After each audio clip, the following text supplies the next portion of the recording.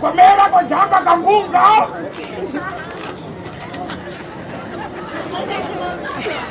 Komera kwa jamba kangunga.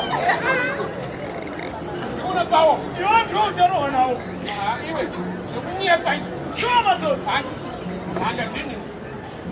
Katika mishanje. Aya.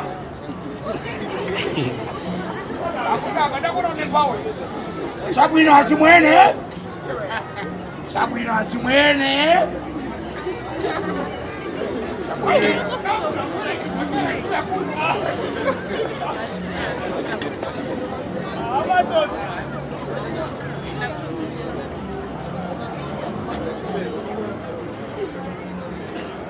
Ya, Timo, ya. Sikai shukuru. Sikai. Uyai. Tatukuonai. Maona ini ndio maona. Yes.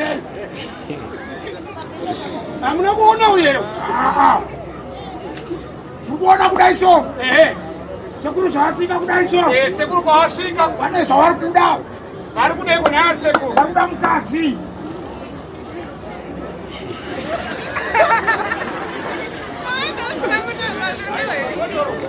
Ira ino hoti zvikukwanga sei. Boy bangatoto. Babuda mfuso. Ozi nama yatro atikwamari. Ayomari. Ngondi mara kana modi wamukadzi wakadzora sara.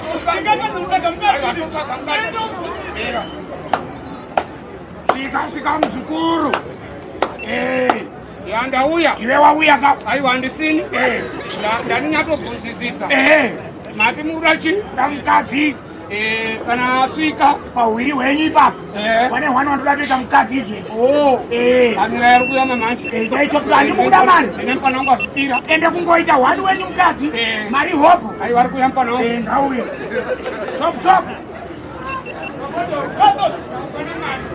Ida tuisa signature yangu.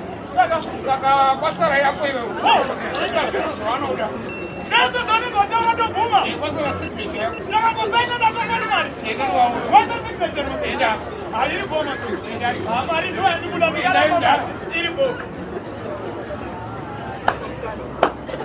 Uya muzukuru. Ndauya sekuru. Uya necheu. Auya wakagadzirira ka.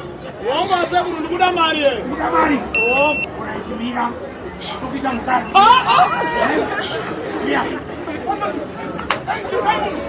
Yote mari uya kunyepo. Chandosiwa kuna mudzimu unoda mukadzi shoma. Ndai ndakona kurambira uchidawo. Iwe hande munhu ada kurowa shoma. Zvikai zvenyu. Ya tadzoka se.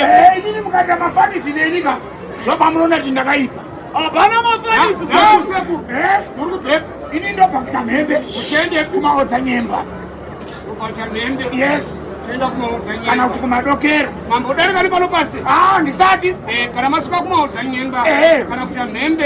Mumauza kuti pasi pano parudi. Parikurohwa. Itano.